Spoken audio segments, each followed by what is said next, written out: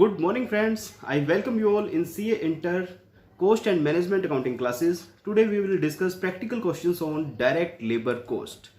I hope कि आपने जो थियोरेटिकल कंसेप्ट्स थी उनकी सभी क्लासेस देख ली है बच्चे। नहीं देखी तो प्लीज एक बार उन्हें जरूर देख लीजिएगा सो दैट आप आज की क्लास अच्छे से समझ पाएं। आज बच्चे सबसे पहले मैं एक क्वेश्चन आपका लेटेस्ट आरटीपी से डिस्कस करूंगा। ये है बच्चे आरटीपी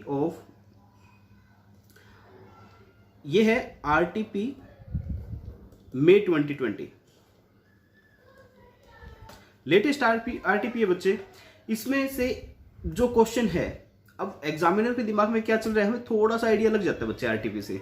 तो आरटीपी में एक बहुत प्यारा क्वेश्चन दिया हुआ है। कल हमने जो कंसेप्ट डिस्कस किया था बस उसी पे वो क्वेश्चन दिया हुआ है। कल मैं वैसे ही चेक कर रहा था कि लेटेस्ट आरटीपी में क्या दिया हुआ है तो मुझे वही क्वेश्चन दिखा। तो आज मैं सबसे पहले आपके साथ वही क्वेश्चन डिस्कस करूंगा। फटाफट से आइएगा क्वेश्चन नंबर 2। हाँ जी, दिस वन देखिएगा बच्चे। एम्प्लॉय कॉस्ट से आपको क्वेश्चन पूछा गया है लेबर टर्नओवर पर। फटाफट से पढ़ते हैं क्या दिया हुआ है। From the following information calculate employ turnover ratio using separation method, replacement method, new recruitment method, flex method. बच्चे हमने 3 मेथड तो कल पढ़े थे, सेपरेशन, रिप्लेसमेंट और फ्लेक्स। ये न्यू रिक्रूटमेंट मेथड कल हमने नहीं पढ़ा अपने स्टडी मैट में। मैंने बताया था ना बच्चे, स्टडी मैट में आपको कुछ बातें नहीं बताई हुई जिसके प्रैक्टिकल क्वेश्चंस आपको एग्जाम में, आरटीपीज में, मॉक टेस्ट में देखने को मिलते हैं। तो बच्चे आप अब सारे वही क्वेश्चन करने वाले हैं कि आपको एग्जाम में क्या मिलने वाला है। चलिए फटाफट से, अब सपोज करो यही क्वेश्चन आपको एग्जाम में आया हुआ है। कहता है जी number of workers as on 1/1/2019 कितने 3600 and number of worker as on 31 December 2019 3790। मतलब ये साल के शुरू में थे, ये साल के एंड पे हैं। Okay, during the year 40 worker left. 40 worker sir अपने आप चले गए। 120 वर्कर्स को आपने डिस्चार्ज कर दिया। 350 वर्कर्स वर रिक्रूटेड, नए बंदे रिक्रूट किए बच्चे आपने during the year. Of these 150 workers were recruited because of exits. 150 तो आपने जो चले गए हैं उनकी जगह रिप्लेस किया है। एंड द रेस्ट कितने बच्चे 200 were recruited in accordance with the expansion plans. तो बताइए सर, आपको 4 मेथड से पूछा गया है बच्चे। एक 4 मेथड के अलावा भी एक और मेथड भी हो सकता है। हमने कुछ एसेशन वर्ड पढ़ा था कल, याद है आपको? मैं दिखाता हूं आपको, अगर याद नहीं है तो मैं आपको दिखा देता हूं बच्चे, 2 मिनट की बात है। कल हमने एक वर्ड पढ़ा था बच्चे, रिप्लेसमेंट, अवॉइडेबल, दिस वन। हाँ जी, ये रहा। कल आपने एक वर्ड पढ़ा था एसेशंस। ये एसेशंस वर्ड है बच्चे, इसको एक एसेशंस बाय एसेशंस मेथड भी बोल देते हैं कई बार कि बताइए labour turnover as per एसेशंस method. तो वैसे तो कितने भी बना लो बच्चे। तो यहां पे आ जाइए, आप ये क्वेश्चन आपका आज का। तो असेशंस क्या हुआ बच्चे, असेशंस भी हो जाता है, असेशंस भी एक फॉर्मूला बन सकता है आपका। ऑल्दो एग्जाम में नहीं पूछा गया लेकिन मैंने एक बुक में देखा था कि वहां पे असेशंस मेथड भी दिया हुआ था। तो बुक में जो दिया हुआ है बच्चे उससे एक्स्ट्रा आपसे पूछा जा सकता है। आप ये मत सोचिएगा कि स्टडी मैट की हमारे लिए हार्ड एंड फास्ट वही है, उससे बाहर कुछ नहीं आएगा बच्चे, उससे बाहर ही आएगा। मतलब वो बेस है हमारा, उसके ऊपर हमें पूरी बिल्डिंग खड़ी करनी है। तो चलिए देखते हैं। तो सबसे पहले बच्चे आता है सेपरेशन मेथड। तो मुझे बताइए सेपरेशन मेथड क्या होता था? सेपरेशन मेथड क्या होता था? सेपरेशन मेथड होता था बच्चे कि कितने एम्प्लॉइज हमारे ड्यूरिंग द ईयर चले गए। ओके, तो नंबर ऑफ एम्प्लॉइज सेपरेटेड, कितने एम्प्लॉय चले गए बच्चे? 40 चले गए, 120 चले गए, 350 चले गए, 150 चले गए या 200 चले गए? तो सर 400 तो ये चले गए हमारे, सेपरेटेड चले गए ना। 40 तो ये चले गए और 120 ये भी चले गए। अब चाहे इन्हें डिस्चार्ज किया गया हो, चाहे अपने आप से छोड़ के गए हो, हमारे पास तो चले गए। तो टोटल कितने एम्प्लॉय चले गए सर? हम लिखेंगे number of employees left 40 plus number of employees discharge 120 और डिवाइड बाय क्या, average number of employ. Average number क्या होगा बच्चे 3600 प्लस में 3790 डिवाइड बाय 2। ये क्या आ गया एवरेज नंबर ऑफ एम्प्लॉय। कितना आ जाएगा बच्चे ये प्लस में 3790 डिवाइड बाय 2। ये है बच्चे 3695। तो मैं इसको 3695 से डिवाइड करके अगर 100 से मल्टीप्लाई कर दूं तो सेपरेशन मेथड से मेरा रेशियो निकल आएगा। कितना आएगा? 160 डिवाइड बाई 3695 इंटू 100। तो ये आएगा बच्चे आपका 4.33%। ये किससे आया बच्चे? सेपरेशन मेथड से। तो फर्स्ट इन्होंने क्या पूछा था? What is the employees turnover ratio by using separation method. तो ये है बच्चे सेपरेशन मेथड। उसके बाद बच्चे आता है रिप्लेसमेंट मेथड। रिप्लेसमेंट मेथड क्या बच्चे कि जो एम्प्लॉय चले गए थे उनकी जगह हमने कितने एम्प्लॉयज रिक्रूट किए। ये रिप्लेसमेंट मेथड बच्चे लॉजिकल इसलिए है क्योंकि सपोज हमारे 2000 एम्प्लॉयज हमें छोड़कर चले गए, लेकिन वो 2000 एम्प्लॉयज इतने एफिशिएंट थे कि उनकी जगह हमें 2500 एम्प्लॉयज रिक्रूट करने पड़े, सो दैट कि हम जो प्रेजेंट प्रोडक्टिविटी थी एम्प्लॉयज की वो मेंटेन कर सके, प्रेजेंट प्रोडक्शन मेंटेन कर सके। तो बच्चे रिप्लेसमेंट मेथड क्या कहता है? रिप्लेसमेंट मेथड कहता है कि चले गए हमें उससे मतलब नहीं है, हमें ये बताइए कि आपने जो चले गए दोज हु हैव लेफ्ट उनकी जगह कितने एम्प्लॉयज नए रिक्रूट किए हैं, आपने कितने न्यू रिक्रूटमेंट्स की हैं उन एम्प्लॉयज की जगह in place of those employees who have left the organisation. तो आपके एम्प्लॉयज लेफ्ट हुए थे सर 160, 40 प्लस 120, लेकिन आपने रिक्रूट कितने किए? 350। लेकिन रिप्लेसमेंट मेथड में आपको एक बात बताई गई थी कि आप उन एम्प्लॉयज को इंक्लूड नहीं करोगे जो किसी एक्सपेंशन प्लान के अकॉर्डिंग रिक्रूट किए गए हैं। तो बच्चे 200 were recruited in accordance with the expansion plan. तो नॉर्मल जो चले गए थे, जो लेफ्ट हो गए थे, उनकी जगह कितने हुए बच्चे? 350 माइनस 200 150। तो इसका मतलब अगर मैं रिप्लेसमेंट मेथड की बात करूं, रिप्लेसमेंट मेथड की बात करूं तो बच्चे कितने हमारे एम्प्लॉइज रिप्लेस हुए हैं? 150। और divide by average number of employ 3695 और इनटू 100 कितना आ गया बच्चे? ये आ गया 150 डिवाइड बाय 3695%। ये आ गया बच्चे 4.06%। आई होप आपको समझ में आ गया होगा यार ये। Okay, new recruitment method. अब बच्चे न्यू रिक्रूटमेंट मेथड कोई मेथड है क्या? भाई हमने पढ़ा नहीं, हो सकता है कोई मेथड हो, ठीक है। कोस्ट बहुत बड़ी है यार, आप हमने अभी कोस्ट पढ़नी शुरू की है। कोस्ट तो बहुत बड़ी है, बहुत वाइड है। इवन कोस्टिंग के स्टैंडर्ड्स भी हैं, जैसे अकाउंटिंग के स्टैंडर्ड है, आपके ऑडिट के स्टैंडर्ड है, वैसे कोस्टिंग के भी स्टैंडर्ड्स हैं, बट हमारे सिलेबस में नहीं है, तो हम ज़्यादा उनके ऊपर चर्चा करेंगे नहीं। CW में होते हैं बच्चे, CM में आपने सुना होगा, cost and management accountants of India, उसमें जो कोस्ट होती है वहाँ पर कोस्टिंग स्टैंडर्ड्स भी पढ़ने होते हैं हमें। तो बच्चे ये कहता है कि न्यू रिक्रूटमेंट मेथड, तो बच्चे कितनी है न्यू रिक्रूटमेंट? बताइए कितनी है न्यू रिक्रूटमेंट? कहता है जी 200। ठीक है, न्यू रिक्रूटमेंट कितनी? न्यू रिक्रूटमेंट की बात कर रहे हैं, कितनी है न्यू रिक्रूटमेंट? 200 और divide by average number of employees 3695 into 100, बस ये न्यू रिक्रूटमेंट आ जाएगी, न्यू रिक्रूटमेंट। अब लास्ट कहता है जी flux method. Flux method is a comprehensive method.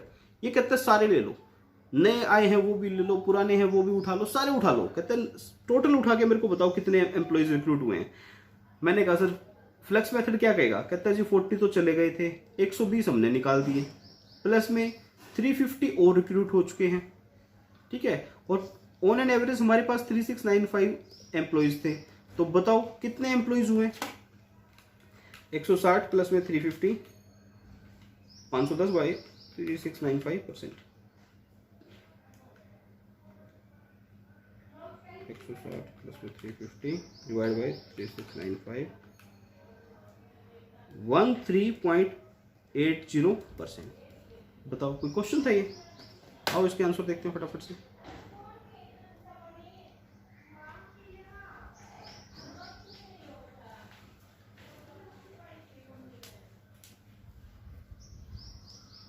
ये देखिए बच्चे, सेपरेशन मेथड का क्या था? Number of workers left plus number of workers discharge. तो 40 प्लस 120, 160 का हमने कैलकुलेट किया, ये कितना आया था? 4.33%। उसके बाद था replacement method, number of worker replaced. Expansion plan में उनकी बात नहीं कर रहा, रिप्लेस कितने किए? रिप्लेस किए सर 150, तो ठीक है, ये आ गई हमारी 4.06%। उसके बाद न्यू रिक्रूटमेंट्स कितनी हुई हमारी? न्यू रिक्रूटमेंट हुई सर 200। न्यू रिक्रूटमेंट 350 नहीं है बच्चे, न्यू रिक्रूटमेंट है 200। तो ये रेशो क्या आई 5.41%। And the last one is flux method, that is a complete method, comprehensive method. उसने क्या बताया कि 40 जो चले गए, 120 जो हमने निकाल दिए, प्लस में 150 जो निकाले थे उनकी जगह आए, और प्लस में 200 जो कि न्यू एक्सपेंशन प्लान में हमने रिक्रूट किए हैं, सबको जोड़ लो और एवरेज से डिवाइड कर दो, कितना आएगा 13.80%। बच्चे ये क्वेश्चन अगर एग्जाम में आता है तो 5 मार्क्स का आपको मिलेगा। अब क्या 5 मार्क्स में कि इस क्वेश्चन में 5 मिनट से ज्यादा लगने हैं? नहीं, एग्जाम में आ सकता है बच्चे इस तरह का क्वेश्चन, कोई बड़ी बात नहीं है, बिल्कुल इजी था ये क्वेश्चन, एक ही क्वेश्चन था बच्चे। उसके बाद आ जाइए बच्चे अपने इस टॉपिक पे। ये फाइल बच्चे मैंने आपके टेलीग्राम चैनल पर अपलोड कर दी है, आप वहां से डाउनलोड कर सकते हैं। मैंने डिस्क्रिप्शन बॉक्स में लिंक भी दिया हुआ है, आप उस पर क्लिक करके उसे फॉलो करके भी जा सकते हैं। अगर कोई भी बच्चा प्रॉब्लम फेस करता है इस फाइल को डाउनलोड करने में, वो मुझे डायरेक्ट मेल कर सकता है, मेरे नंबर पे मैसेज कर सकता है। मेरा नंबर और मेल आईडी डिस्क्रिप्शन बॉक्स में आपको दी हुई है। कई बार क्या होता है, कई बच्चे कर नहीं पाते, कोई हो सकता है टेक्निकल इश्यूज हो, कई बार फोन में भी ऐसी हो जाती है दिक्कत कि वो फाइल डाउनलोड नहीं कर पाता, तो आप मुझे डायरेक्ट बच्चे व्हाट्सअप कर दीजिए, मैं आपको व्हाट्सअप कर दूंगा ये फाइल बच्चे मेरी कंपाइल्ड नहीं है, मुझे इंटरनेट पे मिली थी। मुझे ये कंपाइलेशन अच्छा लगा तो मैंने सोचा कि मैं क्यों कंपाइलेशन पे अपना टाइम वेस्ट करूं, मैं बच्चों के लिए कुछ और फर्दर नया करूंगा, कुछ और एक्स्ट्रा करूंगा। अल्टीमेटली हमारा ऑब्जेक्टिव है बच्चे अपने एग्जाम्स को पास करना और अच्छे मार्क्स से पास करना। तो मैंने इसके ऊपर कोई टाइम नहीं लगाया। ये एक फाइल कंपाइल्ड है और इसमें काफी अच्छे क्वेश्चंस दिए हुए हैं। ये जिन भी सर किए मैं उनको थैंक यू बोलूंगा कि उन्होंने इतना अच्छा कंपाइलेशन किया है। उन्होंने कहीं भी अपना नाम नहीं लिखा हुआ, तो ये मतलब गुप्त है कोई व्यक्ति, तो जो भी है आप सभी भी उनको थैंक्स बोलिएगा। इसके अलावा भी कुछ क्वेश्चन है बच्चे, क्योंकि ये आई थिंक उन्होंने कुछ टाइम पहले कंपाइल की होगी, 1-2 साल पहले, तो इसमें लेटेस्ट क्वेश्चन कुछ नहीं है, वो सारे मैं आपके साथ अलग से डील कर लूंगा। ठीक है, तो चलिए इसको डिस्कस करते हैं। ये फाइल मुझे इसलिए अच्छी लगी बच्चे क्योंकि इन्होंने CWA के भी क्वेश्चन लिए हुए हैं काफी सारे, और काफी ओल्ड क्वेश्चन 1987, 1985 वहां तक के क्वेश्चन इन्होंने कवर कर रखे हैं। तो ठीक है यार, हमें कोई बुराई थोड़ी ना, हमें अपना नाम थोड़ी ना बनाने की ये फाइल हमने कंपाइल की। ठीक है, तो मुझे ये क्वेश्चन पेपर मिला, हम इसको सोल्व करेंगे। बहुत अच्छा है बच्चे, अगर आप इतना करके लेटेस्ट RTP, MTPs और सजेस्टेड आंसर्स को और कवर कर लेते हैं, मोर देन सफिशिएंट है, बहुत है। चलिए देखिए क्वेश्चन 1, कहते हैं sir the X an employee of ABC company gets the following emoluments and benefits. Basic pay 1000 rupees per month, dearness allowance 200 rupees per month, bonus, other allowance, employee contribution. कहता क्या है? ठीक है, हमें पता चल गया तेरे को बहुत सारा पैसा मिल रहा है यार।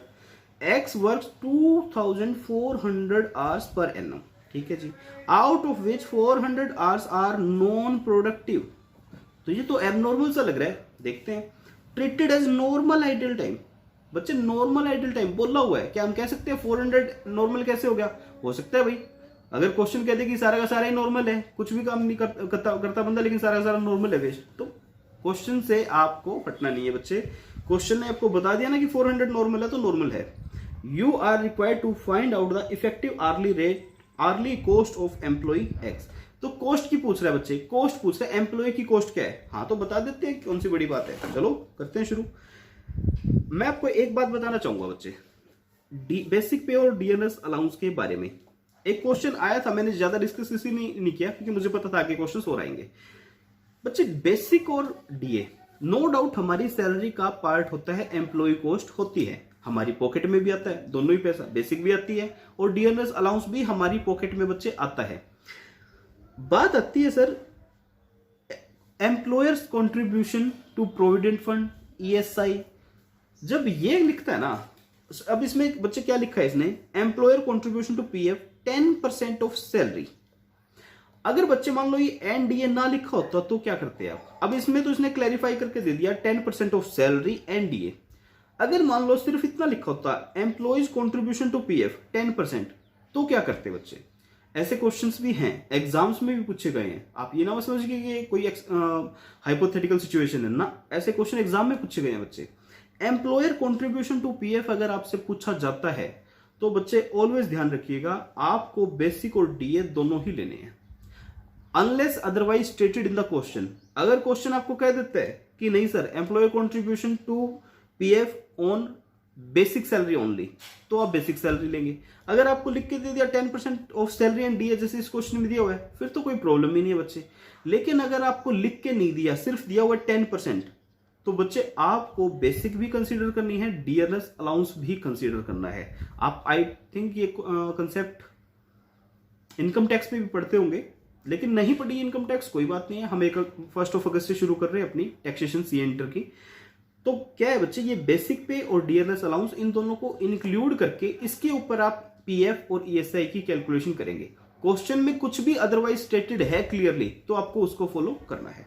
अब आ जाइए, अब ये क्या कहता है जी इफेक्टिव आर्ली रेट बता दो। कोई बात नहीं सर, अभी बता देते हैं। तो हम क्या करेंगे, सबसे पहले हम बनाएंगे कंप्यूटेशन।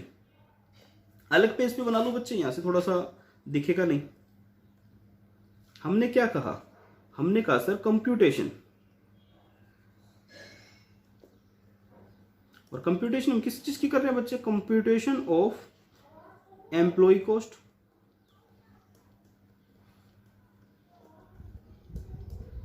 अगर आप ये हेडिंग देना चाहे computation of effective hourly rate, वो भी दे सकते हो, क्योंकि अल्टीमेट हमने निकालनी वही है।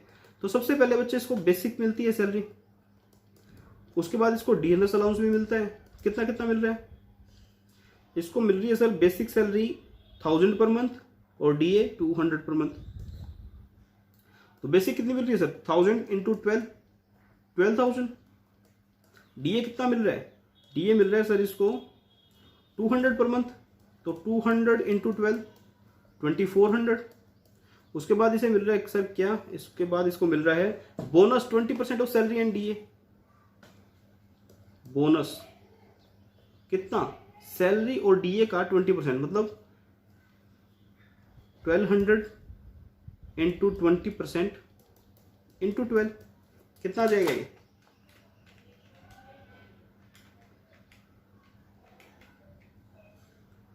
$2880। उसके बाद कहते हैं सर इसको अदर अलाउंसेस भी मिलते हैं 250 rupees per month. Other allowances 250 into 12 3000।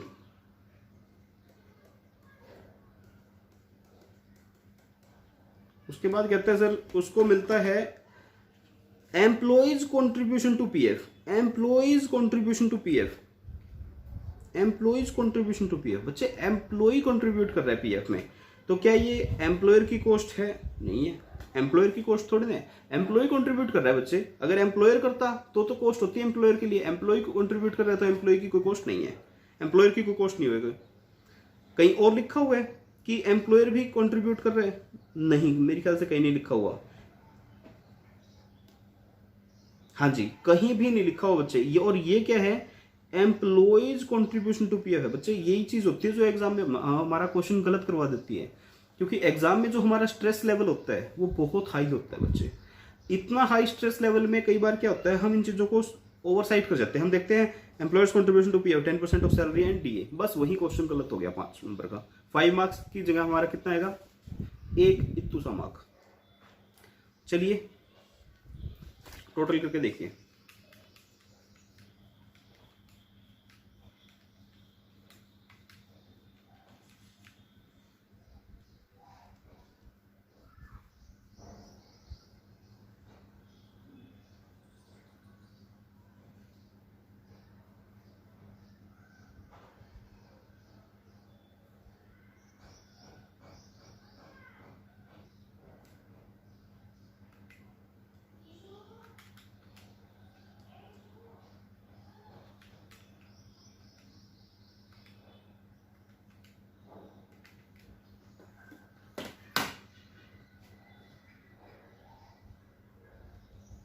बच्चे इन्होंने क्वेश्चन जो सोल्व किया हुआ है ना, ये जो आंसर दिया हुआ है, ये इन्होंने आंसर भी गलत दिया हुआ है।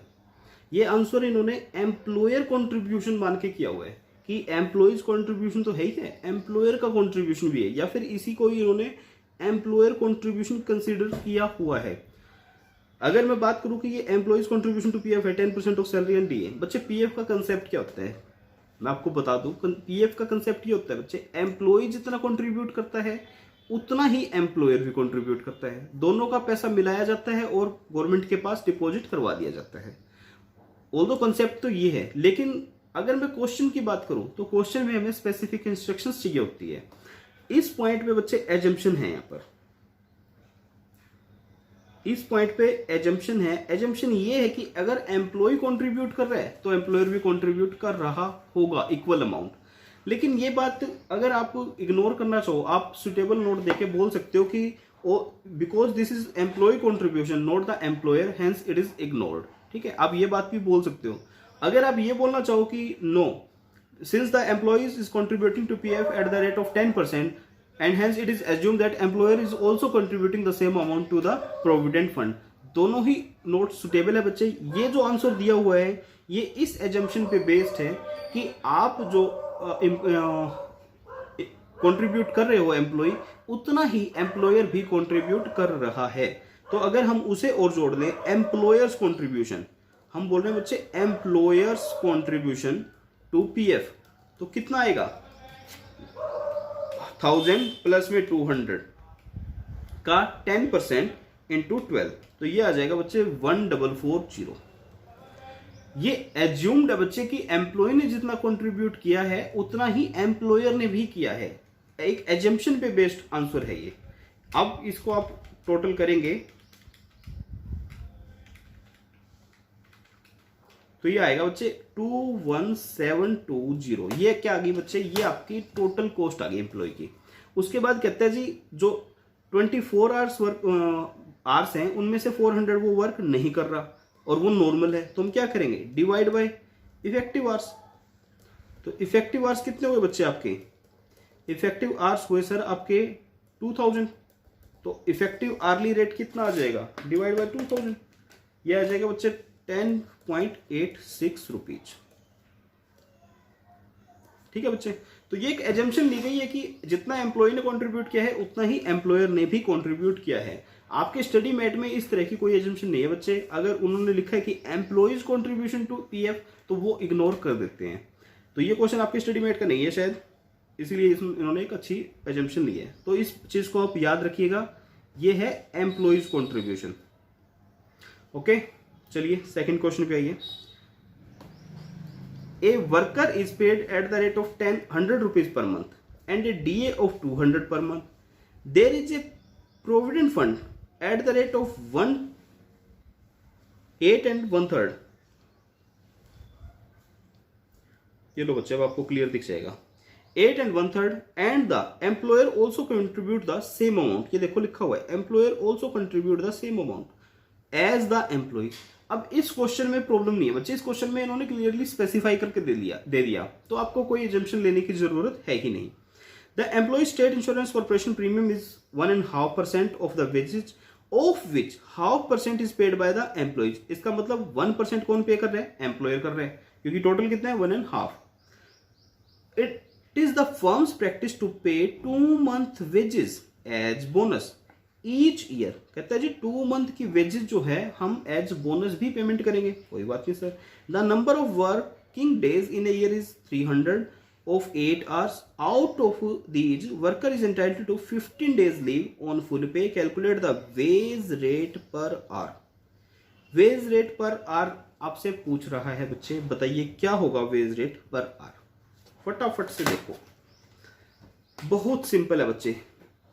100 रुपीज पर मंथ क्या है, बेसिक सैलरी है।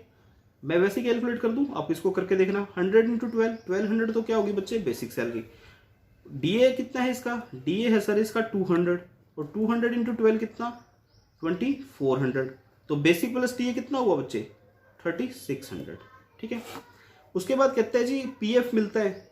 हाँ, पीएफ में इसमें इसने नहीं बताया ना कि कैसे मिलेगा, बेसिक पे मिलेगा, डीए पे मिलेगा, कैसे मिलेगा। इन्होंने क्या कहा 8 1/3% हम क्या लेंगे, पीएफ लेंगे। तो अब देखो बच्चे, यही इंपॉर्टेंट पॉइंट है यहाँ पे। तो आप बेसिक और डीए दोनों का लोगे तो 3600 का कितना बच्चे 8.3333%, यह आ जाएगा आपका 300 रुपीज। पीएफ का आएगा 300 रुपीज। कैसे आया बच्चे, इसका बेसिक प्लस डीए का आपने 8 1/3% लेना है, ओनली बेसिक का नहीं लेना। उसके बाद कहते हैं सर ईएसआई का प्रीमियम कितना है 1.5%, लेकिन उसका 0.5% तो एम्प्लॉय पे करते हैं। तो एम्प्लॉयर की कॉस्ट कितनी हुई बच्चे 1%, और 1% किसका 3600 का। तो ये कितना आएगा बच्चे 36 रुपीज आएगा। आपको गया इतनी छोटी छोटी अमाउंट क्यों आ रही है बच्चे, रुपीज इन लैक्स हो सकता है, रुपीज इन करोड़ हो सकता है। उसके बाद कहते हैं जी फर्म्स की प्रैक्टिस है to pay 2 month wages as bonus. अब 2 मंथ की वेजेस कितनी हुई बच्चे इसकी, क्या 100 रुपीज मिलेंगे इसको, हाँ जी मिलेंगे। क्या 200 डीए भी मिलेगा, हाँ जी मिलेगा। और इसकी 2 मंथ्स के लिए कितना आएगा बच्चे 600 रुपीज। समझ में आती है कैसे 2 मंथ की वेजेस मैंने कैसे कैलकुलेट की। क्या इसको बेसिक सैलरी मिलती है 1 मंथ के लिए, मैंने कहा हाँ मिलती है। क्या इसको डीए मिलता है, हाँ मिलता है ना। तो इसकी बेसिक वेज फॉर 1 मंथ कितनी हुई 300 रुपीज, और 2 मंथ्स की कितनी हुई 600 रुपीज। कहता है ये बोनस दे दो। वेरी सिंपल बच्चे, 2 मंथ की वेजेस का मतलब क्या है, बेसिक प्लस में डीए दोनों इंक्लूड करेंगे, 600 रुपीज बस, और कुछ नहीं। टोटल मार लो कितना आएगा 3600 प्लस में 300 प्लस 36 प्लस 600, तो ये आ गया बच्चे 4536। और नंबर ऑफ इफेक्टिव आवर्स कितने आएंगे 300 डेज हैं इंटू 8। आपके 300 डेज हैं, 300 इंटू 8 2400, और इसमें से कहते हैं जी 15 डेज काम करता ही नहीं, तो 15 इंटू 8 120। तो इसका मतलब इफेक्टिवली कितने घंटे काम करता है ये करता है सर 285 डेज काम करता है इंटू 8। तो ये कितना आएगा बच्चे, डिवाइड बाय 2280। ठीक है, तो कितना आ जाएगा 4536 डिवाइड बाय 2280, तो ये आएगा 1.989। ये वाला आंसर आ जाएगा बच्चे आपका। ठीक है, बहुत सिंपल सा क्वेश्चन था बच्चे, लेकिन ये फर्स्ट और सेकंड क्वेश्चन मेरा करवाने का यही ऑब्जेक्टिव था। क्वेश्चन बहुत इजी है, कुछ भी नहीं था इसमें। तो देखो बच्चे लिखा हुआ है basic plus DA first question में, लेकिन सेकंड क्वेश्चन में आपको बताया नहीं गया there is a provident fund, simply बोला गया कि 8 and 1/3% है। तो इसके इन दोनों केसेस में आप क्या करोगे, यही मैंने आपको बताने के लिए इन दोनों क्वेश्चन को डिस्कस किया है बच्चे। उसके बाद आ जाइए बच्चे थर्ड क्वेश्चन पे। थर्ड क्वेश्चन आपका स्टडी मेट का क्वेश्चन है। स्टडी मेट का क्वेश्चन आप खुद करेंगे, मैंने करवाया भी हुआ ये थर्ड क्वेश्चन। तो ये क्या था बच्चे, सीए इंटर मई 1992 में भी आपसे पूछा गया है। ये सीए इंटर मई 1992 में आपका तो कईयों का तो आपका जन्म भी नहीं होगा 1992 में। मुझे तो लगता है सभी का ही नहीं हुआ होगा। मैं तो उसका तो मैं तो बहुत पुराना मुझसे, मैं तो 1989 का हूँ। ठीक है, तो लेकिन आप में से मुझे लगता है 95% बच्चों का 1992 में जन्म भी नहीं हुआ होगा। तो आपके ये क्वेश्चन कैसा है, आपके बड़े भाई जैसा है। ठीक है, चलिए आगे आइए। उसके बाद आता है बच्चे क्वेश्चन 4 कहाँ गया भाई।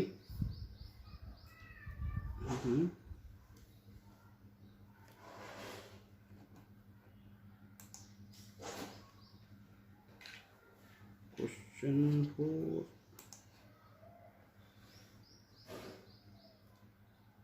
शायद क्वेश्चन 4 नहीं है, कोई बात नहीं।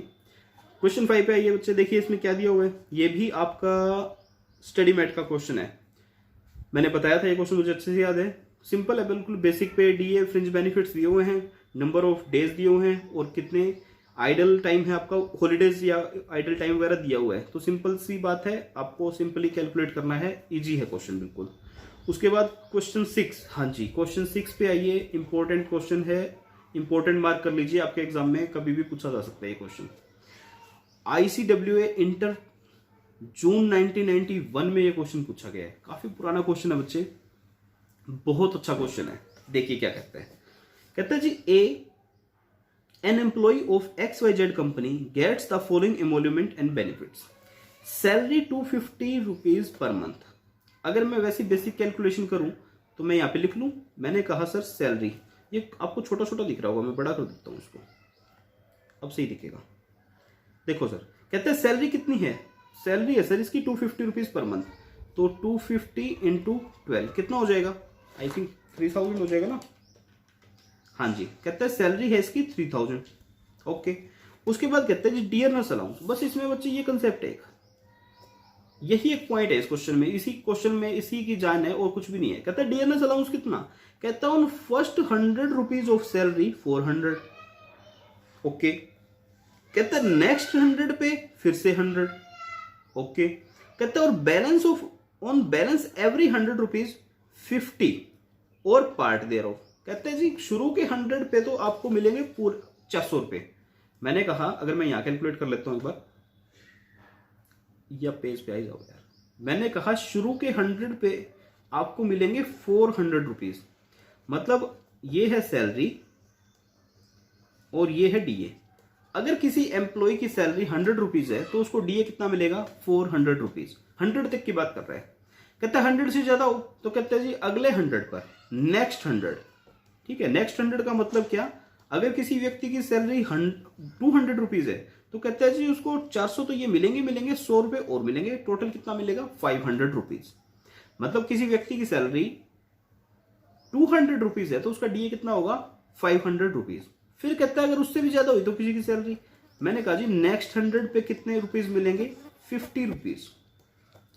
लेकिन ये कहता है कि उसके बाद से कितनी भी सैलरी हो नेक्स्ट 100 के ऊपर 50 रुपीज मिलेंगे, या फिर उसका पार्ट का मतलब कितना, पार्ट का मतलब कि अगर किसी व्यक्ति की सैलरी 300 रुपीज है तो उसको 550 रुपीज की सैलरी मिल जाएगी। ओके, मैंने कहा जी अगर किसी की सैलरी 250 है तो क्या होगा, तो 250 है तो सर क्या उसको ये 400 मिलेंगे, हाँ जी बिल्कुल मिलेंगे। क्या उसको ये 100 मिलेंगे, हाँ जी बिल्कुल मिलेंगे, क्योंकि अभी तक तो 200 की लिमिट आई है। उसके बाद मैं कहता हूँ जी क्या ये 50 मिलेंगे, मैंने कहा रुक जाओ, सैलरी कितनी हो गई है आपकी, ये हो चुकी है बच्चे 200, अब कितनी बची है 50, और ये सैलरी कितने के, जो ये 50 रुपीज मिलेंगे कितने के लिए मिलेंगे 100 के लिए मिलेंगे, तो 50 रुपीज के लिए कितने मिलेंगे हाफ, वेरी सिंपल, तो 25 रुपीज। तो आपका डीए कितना हो जाएगा 250 के लिए 525 रुपीज।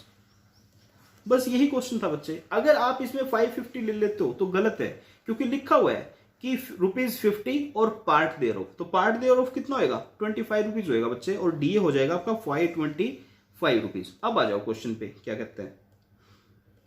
बस अब क्वेश्चन की जान निकाल दी बच्चे, अब क्वेश्चन में कोई दम नहीं रहा। तो डीए कितना होगा बच्चे, डीए बस डीए की कैलकुलेशन थी इसमें, 525 इंटू 12 कितना हो जाएगा, ये हो जाएगा सर 6300। उसके बाद आ जाइए employees contribution to PF 8%, employers contribution to PF कितना 8% ऑफ सैलरी एंड डीए। अब बताओ अगर आपने डीए की कैलकुलेशन गलत कर दी तो बच्चे क्वेश्चन डूब गया आपका। इसीलिए मैं कह रहा था कि डीए ही इस क्वेश्चन की जान थी। डीए हमने कैलकुलेट कर लिया तो सैलरी और डीए आपका मिला के कितना होता है बच्चे 9300 होता है, और 9300 का 8% कितना हो जाएगा 744। ये क्या है बच्चे आपका पीएफ कंट्रीब्यूशन है एम्प्लॉयर का। ईएसआई है 4% ऑफ सैलरी एंड डीए, कोई बात नहीं, 9300 का 4% कितना होता है भाई 372 होता है, ये क्या है ईएसआई है। उसके बाद कहते हैं जी bonus of 20% salary and DA. अब बताओ हर चीज ये सैलरी डीए पे कैलकुलेट करवा रहे हैं, 1860 रुपए, बोनस कितना हुआ 1860, और कहते हैं अदर अलाउंस है 2725 अदर्स। तो एक बार मैं इसका टोटल इन सब का टोटल आ जाता है बच्चे कितना 15,000 रुपीज, 15,001। ठीक है, अब हमारे पास इफेक्टिव आवर्स कितने हैं, इफेक्टिव आवर्स देखिए, इफेक्टिव आवर्स है बच्चे ये कहता है A work for 2400 hours per annum. मैंने कहा ओके, कहता है जी out of which 400 hours are non productive, तो नॉन प्रोडक्टिव हैं तो हमारे पास प्रोडक्टिव आवर्स कितने हैं, वेरी सिंपल बच्चे 2400 माइनस 400, हमारे पास प्रोडक्टिव आवर्स कितने बच्चे 2000, तो डिवाइड बाय 2000, तो हमारा आर्ली रेट कितना आ जाएगा बच्चे 7.5 रुपीज। ये आ गया बच्चे effective hourly rate. I hope आपको समझ में आ गया होगा। चलिए आगे और देखते हैं, इसमें एक छोटा सा पॉइंट और भी दिया हुआ है, A works for 18 effective hours for job number 15। कहता है कोई मिस्टर ए हैं वो 18 आवर्स काम करते हैं किसी जॉब नंबर 15 के लिए, और ठीक है लेबर कॉस्ट तो हमारी पता चली गई हमें 7.5 इंटू 18 हो जाएगी। उसके बाद कहता है जी मटेरियल कॉस्ट है direct material equal to as wages, जो डायरेक्ट मटेरियल है वो ए की वेजेस के इक्वल है, चलो ये बात भी समझ में आती है। And the overhead applied is 100% of prime cost. अब ये प्राइम कॉस्ट क्या होती है, ये तो कभी सुनी नहीं, ये क्या चीज होती है, प्राइम नाम की भी कोई चीज होती है क्या, होती है बच्चे। डायरेक्ट मटेरियल और डायरेक्ट लेबर को अगर आप जोड़ देते हैं ऐड कर देते हैं तो उसको बोलते हैं प्राइम कॉस्ट। प्राइम का समझते हो मतलब इंपॉर्टेंट, तो ये प्राइम कॉस्ट होती है, मतलब प्राइम मतलब इंपॉर्टेंट। आपके प्रोडक्ट में सबसे ज्यादा इंपॉर्टेंट क्या होगा बच्चे? लेबर और मटेरियल। तो वही दोनों को मिला दो तो क्या बन जाएगी? प्राइम कॉस्ट बन जाएगी। Very simple. The sale value of the job is quoted to earn a profit of 10% on such value. 10% on such value. करो कैलकुलेट। मेरे को तो आता नहीं बच्चे ये क्वेश्चन। तो हम क्या करेंगे? हेडिंग डालो कॉस्टिंग ऑफ जॉब नंबर 15। तो सबसे पहले बच्चे बताओ मटेरियल। मटेरियल का तो सर पता नहीं, पहले हमें लेबर का बताना पड़ेगा। कोई बात नहीं, लेबर का बता दो। लेबर कितनी? कहते हैं सर 18 आवर्स लगे हैं उसके इफेक्टिव, और आर्ली रेट कितना है बच्चे? 7.5 का। तो टोटल कितना हो जाएगा ये? 18 इंटू 7.5, तो ये हो जाएगा बच्चे 135। अब मटेरियल बताओ। मटेरियल सेम 135, जितना लेबर उतना मटेरियल। तो बच्चे टोटल कितना हो गया? 270। और इस 270 को क्या बोलते हैं? इसको बोलते हैं बच्चे प्राइम कॉस्ट। अभी अभी बताया। और कहते हैं जो आपके ओवरहेड्स हैं वो 100% ऑफ प्राइम कॉस्ट हैं। तो कोई बात नहीं जी, प्लस में ओवरहेड्स कितने हैं? ओवरहेड है सर 270, क्योंकि ये 100% है प्राइम कॉस्ट का। तो टोटल कितना हो गया बच्चे? ये हो गया 540। अब कहता है इस 540 को आप इस तरह से प्राइस करो कि हम सेल वैल्यू पर 10% कमाएं। ऐसे क्वेश्चन तो नहीं आते बच्चे मेरे को, ठीक है। मेरा मैथ बहुत कमजोर है। मैंने कहा देखो कैसे कैलकुलेट करें। अब 540 के आगे बच्चे मेरी कॉस्ट है, और मुझे कमाना है 10% प्रॉफिट ऑन सेल वैल्यू। तो मैं कहता हूं अगर सेल वैल्यू मेरी कितनी है बच्चे? अगर मेरी सेल वैल्यू 100 है, तो इसका मतलब मेरा प्रॉफिट कितना होगा? इसका मतलब मेरा प्रॉफिट 10 होगा, क्योंकि इसने कहा 10% ऑन सेल वैल्यू। तो इसका मतलब मेरी कॉस्ट कितनी होनी चाहिए? तो कॉस्ट होनी चाहिए मेरी 90, लेकिन मेरी कॉस्ट कितनी है? 540। तो इसका मतलब ये इसका कितने गुना है? कितना गुना है बच्चे इसका? 540 डिवाइड बाई 90। तो इसका इंटू 6 है, तो ऊपर वालों को इंटू 6 कर दो। इसको भी इंटू 6 करोगे 60 आ जाएगा, इसको इंटू 6 करोगे 600 आ जाएगा। इसका मतलब आपकी सेल वैल्यू कितनी है बच्चे? 600। तो आप अगर बताओगे कि सेल वैल्यू कितनी, तो सेल वैल्यू कितनी आएगी बच्चे? अब क्या ये इस तरह से आप एग्जाम में करके आओगे? नहीं, ये बच्चों वाले काम है बच्चे। इस तरह काम आप मत कर देना, आप चार्टर्ड अकाउंटेंट हो।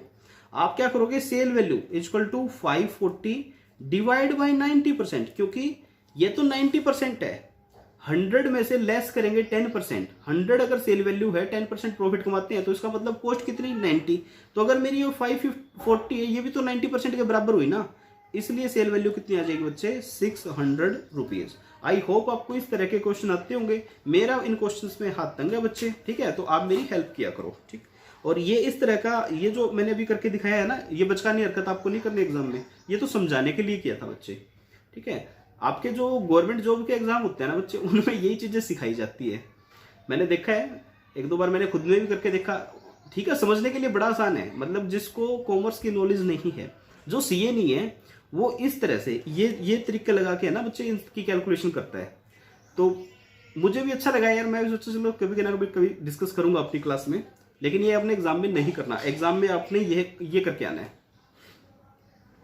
वरना गलत तो नहीं है ये वाली चीज गलत नहीं है, लेकिन एग्जामिनर सोचेगा यार क्या बच्चे हैं, किस तरह की कैलकुलेशन करके दिखा रहे हैं। चलिए सर, ये था हमारा क्वेश्चन 6 हो चुका है, इंपॉर्टेंट क्वेश्चन था।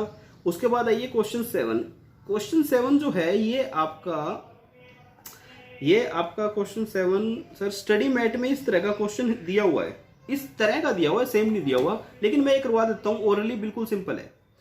ओवर टाइम की बात कर रहे हैं सर। ओवर टाइम, मेरे को एक बात बताइए, ओवर टाइम का हमारा क्या रूल था? ओवर टाइम का हमारा रूल होता था बच्चे की क्या की 9 आवर्स पर डे से ज्यादा आपने काम किया हो, मैं लिख दूं यहाँ पे 9 आवर्स। फैक्ट्री एक्ट बोलता था ना, फैक्ट्री 1948 क्या कहता था? 9 आवर्स पर डे। अगर इससे ज्यादा आपने काम किया तो वो ओवर टाइम है आपका। 48 आवर्स पर वीक, इससे ज्यादा आपने काम किया है वो आपका ओवर टाइम है। बस यही चीजें हैं। कहता है क्या कहता है? 6 दिन का काम बताया हुआ है, 8 आवर्स, 7 आवर्स, 4.5, 8, 10, 9। बताओ ओवर टाइम कितना? क्या वीकली कोई ओवर टाइम है? सर वीकली तो नहीं है। अब डेली चेक कर लो, 8, 7, 4.5, 8, 10 आ गया सर। 1 घंटा ओवर टाइम है यहाँ पे, ये 9 है। तो ओवर टाइम टोटल कितना हुआ? बस 1 घंटा, ठीक है जी। राम का कितना है ओवर टाइम? 1 आवर्स। उसके बाद आते हैं शाम पर, 898799। सर डे वाइज तो कोई ओवर टाइम नहीं है, टोटल चेक करो सर। ये है ना 55 है बच्चे, कितना है ये 55 क्यों कर रखा है इन्होंने, पता नहीं। चलो देखो यहाँ पर ओवर टाइम कितना होगा बच्चे।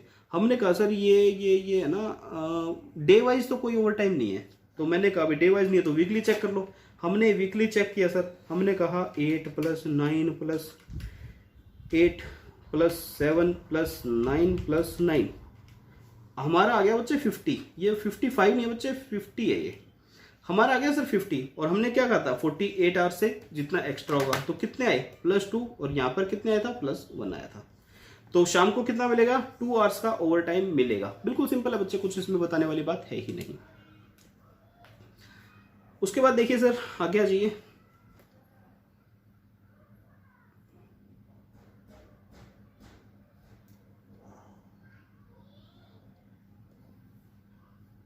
क्वेश्चन 8 आप खुद करेंगे, स्टडी मैट का क्वेश्चन है, कुछ उसमें है नहीं बताने वाला, मैंने करवाया हुआ है पूरा क्वेश्चन आपको अपने हाथ से करवाया हुआ है। क्वेश्चन 8 आप खुद करेंगे। क्वेश्चन 9 भी स्टडी मैट का क्वेश्चन है, बहुत सिंपल है, बहुत इंपॉर्टेंट क्वेश्चन है क्वेश्चन 9 भी। जो आपका स्टडी मैट का आई डोंट नो कौन सा नंबर क्या है उसका, लेकिन ये जो क्वेश्चन 9 है आपका स्टडी मैट का क्वेश्चन है, बहुत इंपॉर्टेंट क्वेश्चन है बच्चे, ये भी 5 मार्क्स के लिए। उसके बाद आ जाइएगा आप क्वेश्चन 10 पर। क्वेश्चन 10 भी आपका टर्नओवर रेशियोज पे हैं, फटाफट से देख लीजिए क्या बोल रहे हैं। कहता है from the following data provided to you find out the labour turnover rate by applying flux method, replacement method, separation method. तीनों ही मेथड हमने डिस्कस किए हुए हैं बच्चे। कहता है जी at the beginning of the month है हमारे पास 500 employees, at the end of the month है हमारे पास 600 employees. During the month 5 worker left, 5 अपने आप चले गए, 20 को हमने निकाल दिया, और 75 वर्कर्स नए रिक्रूट किए गए हैं। और कहते हैं जी of this 10 workers were recruited in the vacancies of those leaving. कहता है जो छोड़ के गए थे उनकी जगह तो हमने 10 ही बंदे रिक्रूट किए हैं, 65 बंदे तो 65% तो एक्स्ट्रा रिक्रूट किए हैं। While the rest were engaged in the expansion scheme. बस इससे सिंपल क्वेश्चन क्या होगा यार। तो ये क्वेश्चन सेल्फ है यार, खुद करो, ठीक है, बहुत आसान है, इसमें कुछ बताने वाला है नहीं, कंसेप्ट हम सब डिस्कस कर चुके हैं। चलो 1-2 क्वेश्चन और देख लेते हैं फटाफट से। वैसे मैं टारगेट तो 10 क्वेश्चंस का लेके आया था आज। देखिए क्वेश्चन 11 कहता है जी ABC were engage in a group task for which a payment of 725 was to be made. कोई ग्रुप टास्क है, 725 की पेमेंट होगी आपको। As time basic wage are ₹8 per day, B की है 6 रुपये पर डे, और सी की है 5 rupees per day. A work for 25 days, B work for 30 days, C work for 40 days। Distribute the amount of 725 among the 3 workers. बताओ sir कैसे करेंगे।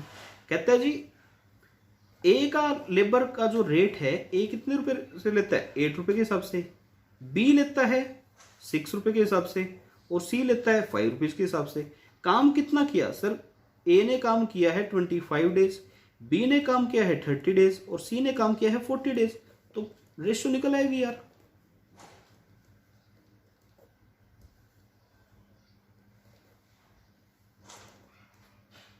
यही आएगी क्या, यही आनी चाहिए। क्या है दोबारा देख लो एक बार, क्वेश्चन की अंडरस्टैंडिंग जरूरी है, क्वेश्चन किसी भी तरह का आ सकता है एग्जाम में। दोबारा देख लो, कहते हैं ABC were engaged in a group task, कोई ग्रुप टास्क है, और 725 की पेमेंट होनी है उनको टोटल। कहते हैं ए की time wage basic wage are 8 per day, ए को मिलता है 8 रुपीज पर डे, बी को मिलता है सर 6 रुपीज पर डे, ठीक है, और सी को मिलता है ₹5 पर डे। Okay sir. उसके बाद कहता है A work for 25 days, B work for 30 days, and C work for 40 days. Distribute the amount of 725 among the 3 workers. Distribute कर दो सर। तो मैंने कहा अच्छा इस तरह ऐसी बात है क्या, तो मैंने कहा ए इधर आ, बता तूने कितने दिन काम किया। ए कहता है सर मैंने 25 डेज काम किया है, और मैंने कहा तेरी सैलरी कितनी है, कहता है 8 रुपीज पर डे। मैंने कहा ये ले 200 रुपीज ले और निकल, ठीक है। आंसर नहीं है, कभी आंसर नोट करते रहो। आंसर नहीं है ये। फिर मैंने बी को बुलाया, मैंने कहा बता तेरी सैलरी कितनी है। कहता है सर मेरी सैलरी है 6 रुपीज़ पर डे और काम कितने दिन किया है 30 डेज। तो मैंने कहा ये ले 180 रुपये और तू भी निकल जा। सी आया, सी कहता है सर मैंने काम किया है 40 डेज और मेरी सैलरी है, इनकी सैलरी है सर 5 रुपीज़ पर डे। मैंने कहा ये ले 200 रुपीज़ और तू भी निकल जा। अब मैंने इनका टोटल करना चाहा, 200 प्लस में 180 प्लस में 200, ये तो हुआ सर 580। अब 580 हुआ तो मुझे बताओ क्या 725 बट गया पूरा? पूरा तो नहीं बटा, तो क्या करेंगे, रेशो में बांटेंगे। चलो देखो कैसे बांटोगे, कोई आइडिया आपको? 2 मिनट देता हूँ, डिस्कस करो, सोच दिमाग लगाओ इस क्वेश्चन पे। एग्जाम में आपके ये क्वेश्चन एग्जाम में आया हुआ है, 5 मिनट का टाइम लगाओ, सोचो किस तरह से करोगे।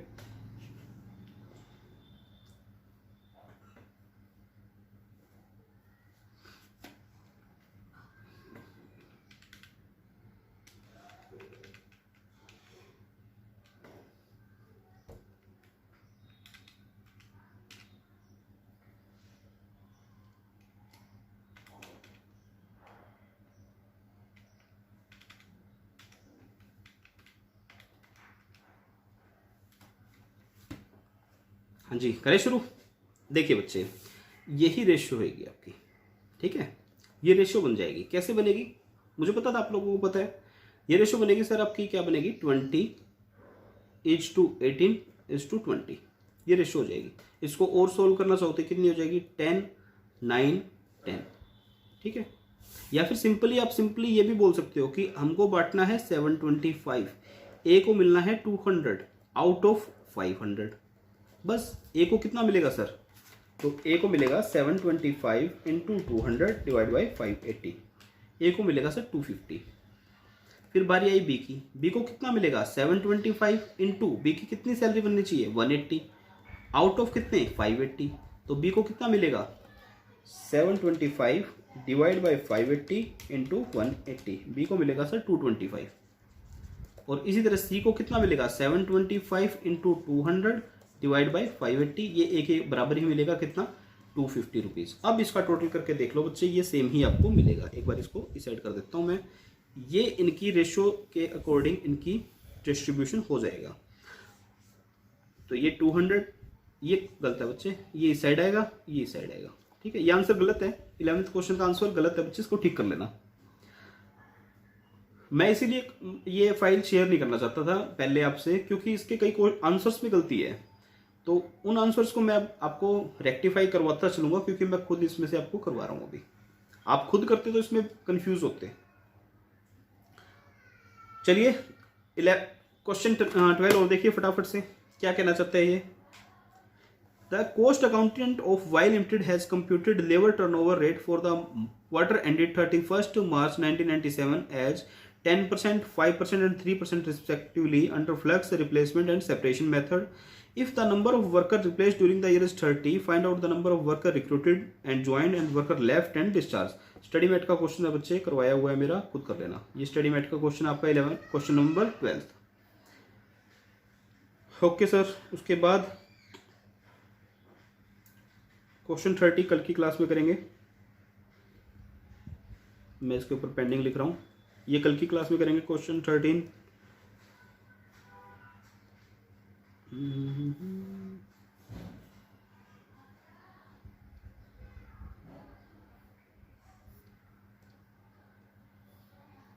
बस बच्चे इतना ही, 12 तक कर लेना, ज़्यादा फिर आपके लिए भी ज़्यादा हो जाएगा, क्योंकि 12 क्वेश्चन ये हो चुके हैं और आरटीपी का एक क्वेश्चन हमने आरटीपी का किया। टोटल हमने 13 क्वेश्चंस किए हैं।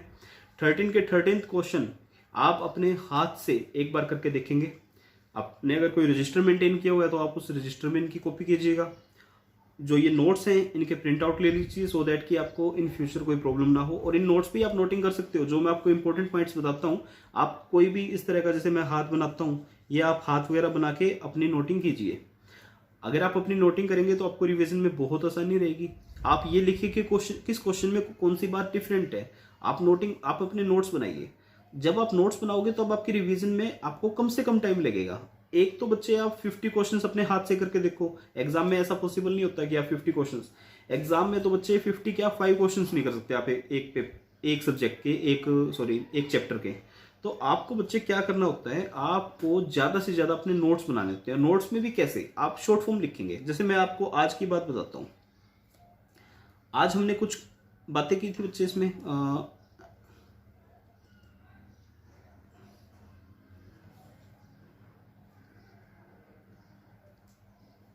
जो हमारा क्वेश्चन 1 था, अभी आई डोंट नो वो आगे पीछे हो गया। क्वेश्चन 1 और क्वेश्चन 2 मैंने बताया था कि उनमें बेसिकली डिफरेंस क्या था।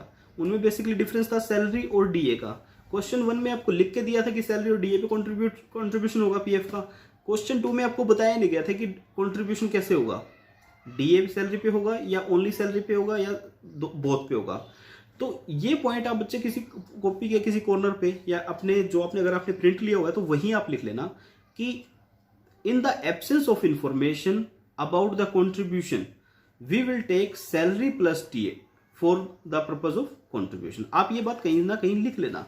इससे क्या होगा, आप रिवीजन करोगे तो आपके 2 क्वेश्चन सोल्व करने से आप बच जाओगे। अदरवाइज पहले आप क्वेश्चन 1 सोल्व करोगे, फिर क्वेश्चन 2 करोगे, और हो सकता है आप मेन बात उसमें भी मिस कर जाओ।